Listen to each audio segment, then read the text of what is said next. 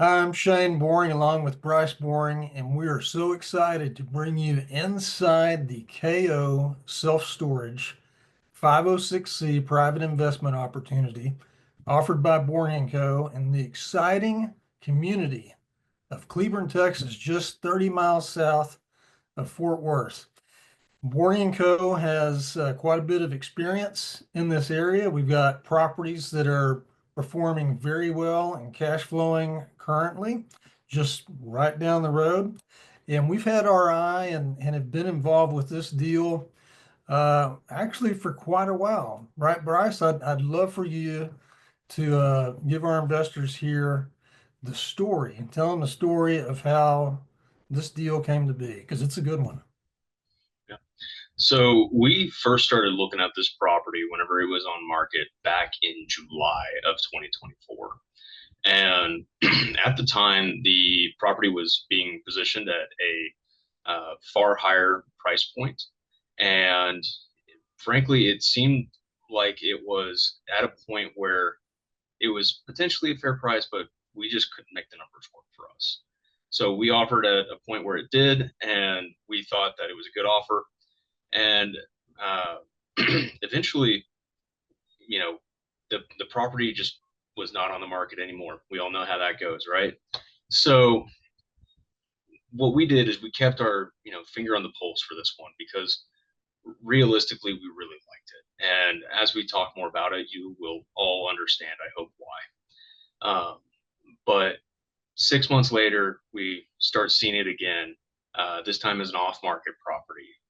It's being tentatively pushed out, and now we're looking at it at about a 12% discount. And this is the big kicker here: the rents that they're achieving are 4% higher than what we were seeing back in July.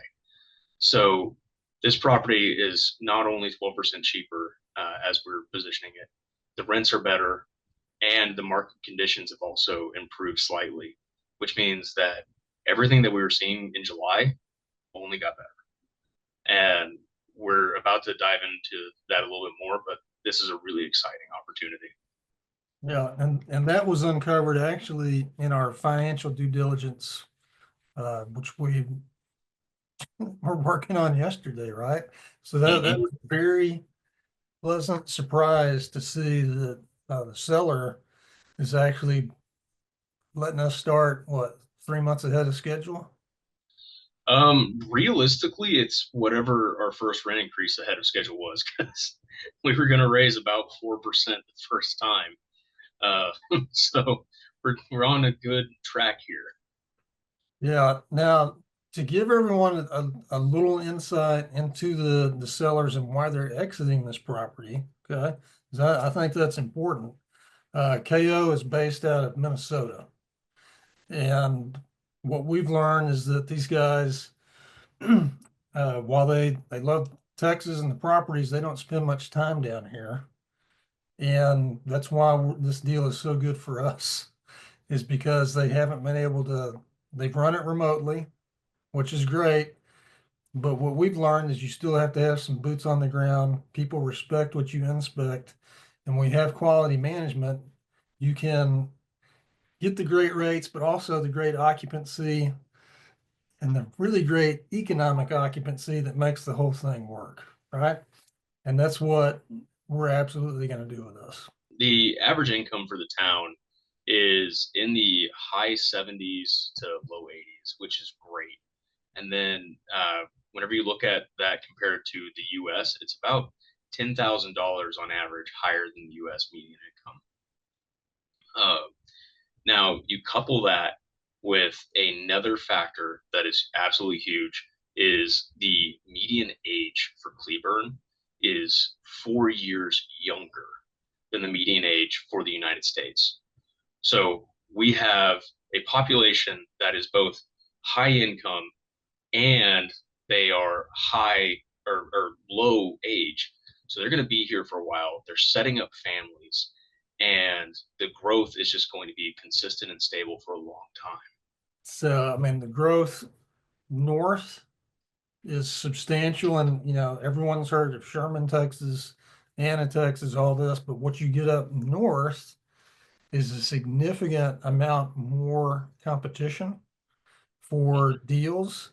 We've got oversaturation with competition. We got oversaturation with facilities. But when we look at Cleburne, one of the cool things for me is that our data shows there's no new self-storage construction plan for at least 3 years, correct? That's right. So where, in these northern suburbs, some of which are closer to Oklahoma than they are to Dallas, and they're achieving square foot rates of $200 a foot sometimes. Uh, we're just seeing severe oversaturation, overpricing, and over competition from the buying side. And all that just leads to deals that could be good, like Cleburne here, being fundamentally bad because of the pricing. So this is one where we've really just found a property that we think is going to be on the rise in 3 to 5 years, and we can definitely capitalize on that. But because the basis that we're getting in at is so good, we don't have to rely on the market getting better. It's 30 minutes to Fort Worth. It's an hour to Dallas. So, and according to Home Realtors, that qualifies it as DFW proper now. I think most importantly, potentially to our investors, is that it's 30 minutes away from our other properties, which means that not only will we have a keen eye on this, but we have boots on the ground very close at all times. As we mentioned earlier, we've had quite a bit of time with this property starting last summer. And this deal, when we originally looked at it, was priced just under $7.5 million. We currently have an agreement to purchase it for 6.45. And Bryce, why don't you give us a little more insight into how that happened and what continues to make this a great deal with our highlights on the investment? Yeah, so as we mentioned, whenever we were looking at this back in July, it just didn't work out for us. And now that we've kept our finger on the pulse here, we're getting this property at a 12% discount. But because we're working with people who are pretty solid operators in their own right, they've maintained the business plan that they had set forth rather than sitting on their heels waiting for a sale to happen.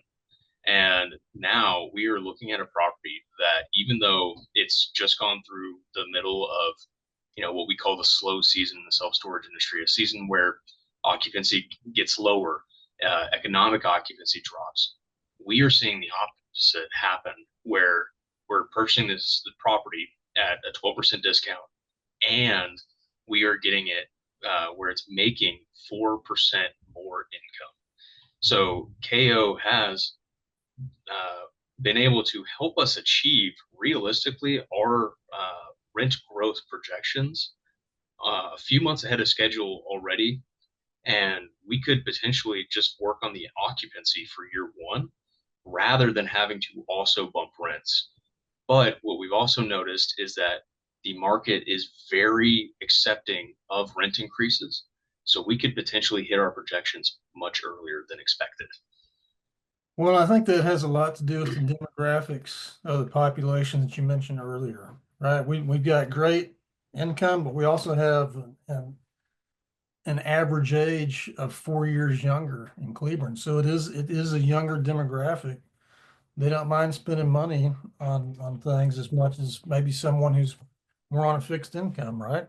So I think that has a big deal. Just, talking about these operators again and this property and why it is like this. I mean, we basically have at Boring & Co., we look at a lot of mom and pop operations. And what we do with those is we take a great physical property that has a bad business plan, put in a good business plan, and it just takes off. Here, I tell you, just to tell you something about these guys at KO. When we were running our physical due diligence 2 weeks ago, we went into the office that was full of mattresses because the current tenant is it's a business called Mattresses by Appointment, which I think is a very interesting business model. They are leaving, and instead of letting us deal with the problem, when we visited KO again the week after, because we like during due diligence, we like to keep coming back, make sure everything is exactly like it is. There's a banner on the front, office for lease, but they'd already leased it. So they'd already taken care of it. Not only, I mean, in a 2-year lease, right? So they do run a very good business. This is just a group again who is exiting Texas. Let's look at our assumptions with our performer, Bryce, and just run through the highlights on that, please. All right. So, what we're looking to achieve here is really a growth by consistency strategy. So, we're starting off at a pretty great physical occupancy of around 86 to 89%. We're willing to trade a bit of that because we are over the not just national average of 84%, but also the DFW average and the Texas averages of around 86 to 88%. So Let we're me able, jump in. Let me jump in real quick. Our property 30 minutes away is just under 92%. yeah. So, we've been able to figure out a strategy that allows us to increase rents, but maintain the physical occupancy. And what we're planning on doing here is we're actually going to say that we're going to drop down a bit, right? And that's not what we hope will happen, but it's something that we want to be ready for in case it does. And this is along with every one of our properties that we're doing. We're not going to pitch something that is a if everything works scenario. We're going to pitch something that is not the most conservative option out there, but it's something that we think is consistent and achievable in almost every scenario. So, looking at the market around us, we've noticed that we're around 16% on average below market rents. What that's going to allow us to do is make steady rent growth that is realistically still consistent with the national averages across the board of around 8% a year. And what we're planning on doing is having it in little 4% chunks here and there. That has not been what these customers have been experiencing previously with KO, who has been much more uh, iron fisted, I would say, with their rent increases. And we've noticed in due diligence, their rent increases are happening pretty consistently every year, but they're happening in the range of usually on the low end 10%, and on the higher end we've seen some as high as 60% of their rents have increased. So to us that is great news because we're seeing a renter base that is frankly they almost don't care about the rent increases. They want their space and they want it secure, and KO provides that. And then on top of that, we still have that growth that we can achieve. So if we're able to maintain that kind of rented growth that we are seeing in our numbers, then we will absolutely shoot for that. But what we're projecting right now is if realistically we can't, and we're projecting for maintaining an inflationary increase. I think part of that, Bryce, too, has to deal with the saturation in the market, that it's not anywhere close to being oversaturated. And our data again shows no new construction plan for the next 3 years. So part of it is just availability. There's not as much storage. And when you got a Class A facility, when you see this property, you feel good about it already. It's clean, it's Class A. We're planning on bringing in some other ancillary technological advancements that we believe this community is going to embrace.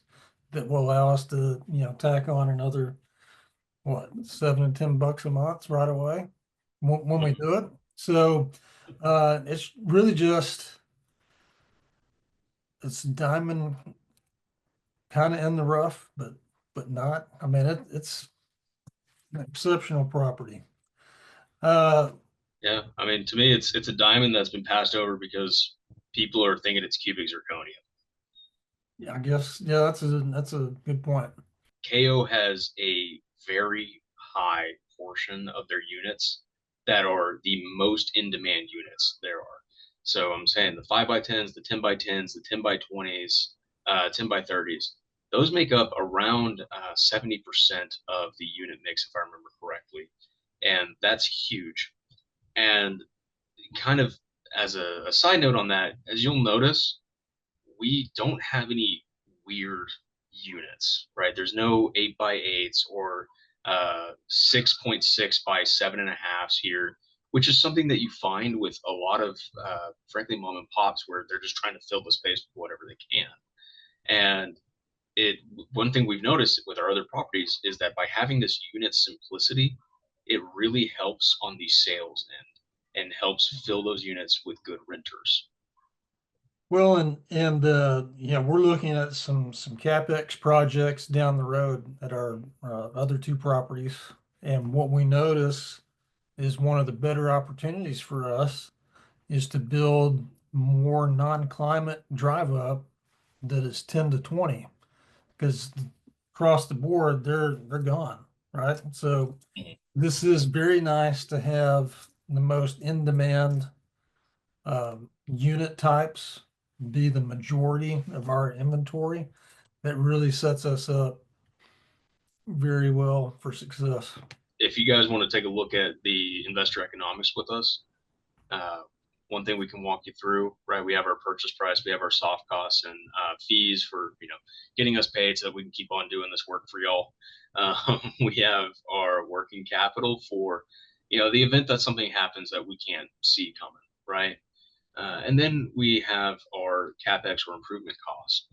And we are planning to put a lot of capex, more capex than we've put into any facility so far.